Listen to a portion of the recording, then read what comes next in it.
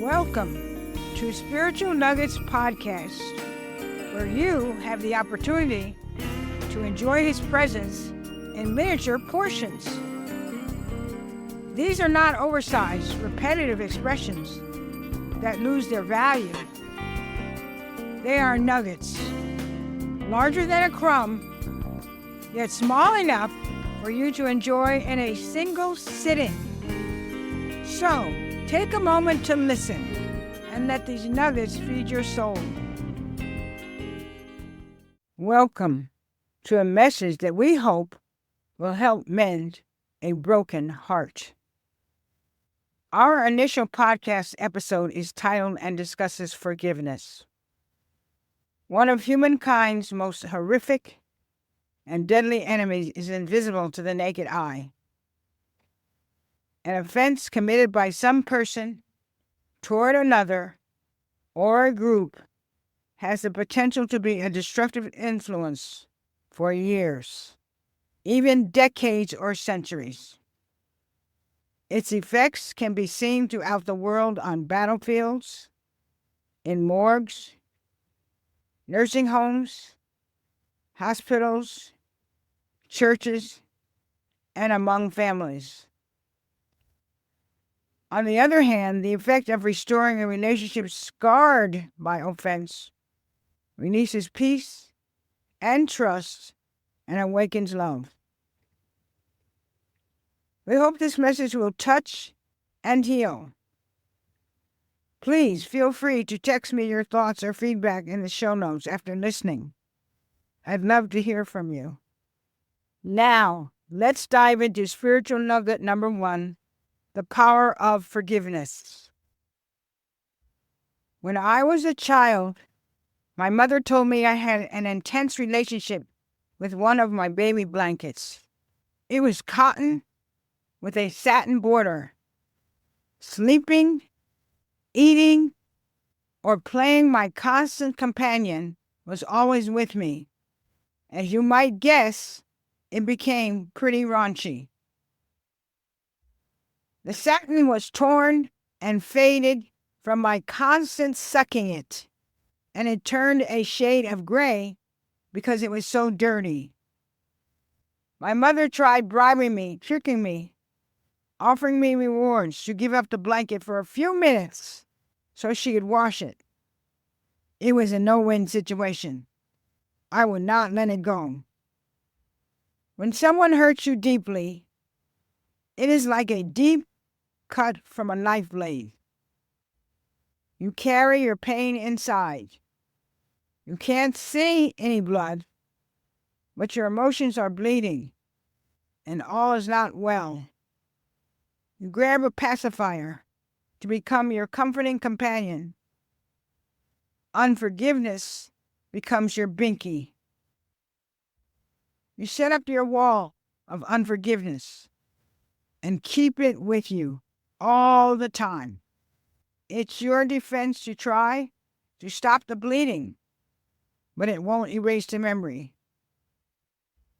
Someone tells you, just forget it and move on. What a holier-than-thou kind of statement. It has overtones of conceit and snobbishness, and certainly does not make you feel better. Have you ever felt hatred? Your mind is occupied with thoughts on how to get even. You want to hurt that person like they hurt you. You long to feel satisfied that you have gotten justice. I am certain there are many reasons why you won't forgive. Divorce, bullying, parental abuse, physical and or emotional abuse, and on and on. You have a right to hold on to your bitterness, anger, and frustration, don't you? If you answered yes, you have just scored a touchdown for self-pity. Your choice to feel sorry for yourself is shortening your life's journey and hinders your ability to share the gifts that God has placed in you. Creativity, resourcefulness, problem solving, etc. This choice prevents you from experiencing deep and lasting relationships and keeps your soul wrapped in bitterness. Let me cut right to the heart of the matter where everything begins. Your unforgiveness binky will attach to your soul and will become torn, unsatisfying, and dark. You won't like others, and you really won't like yourself. How could you when you want another person to feel the same pain you feel?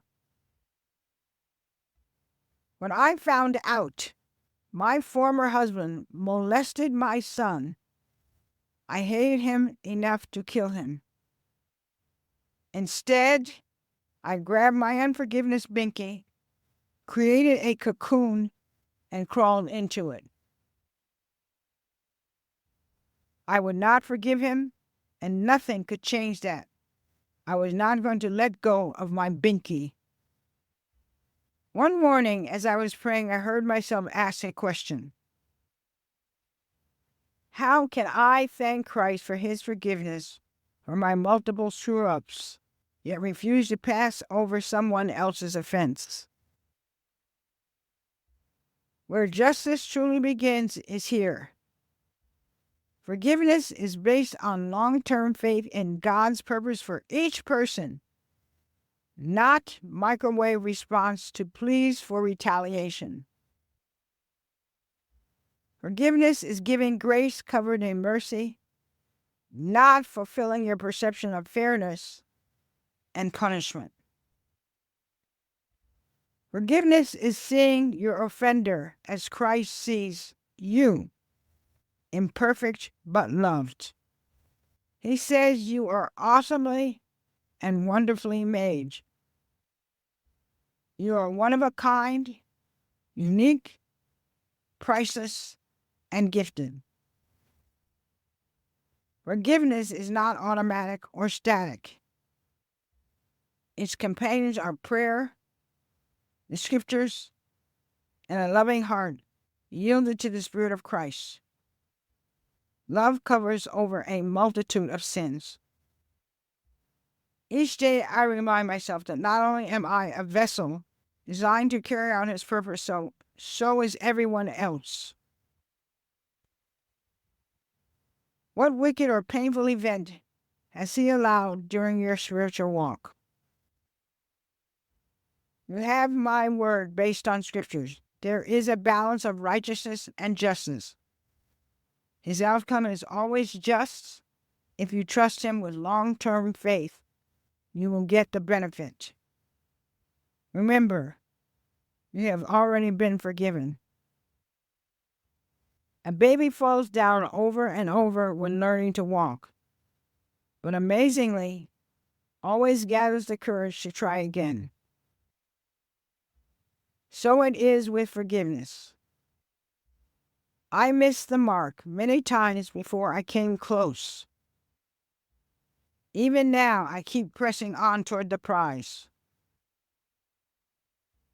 The unforgiving person is not the real you.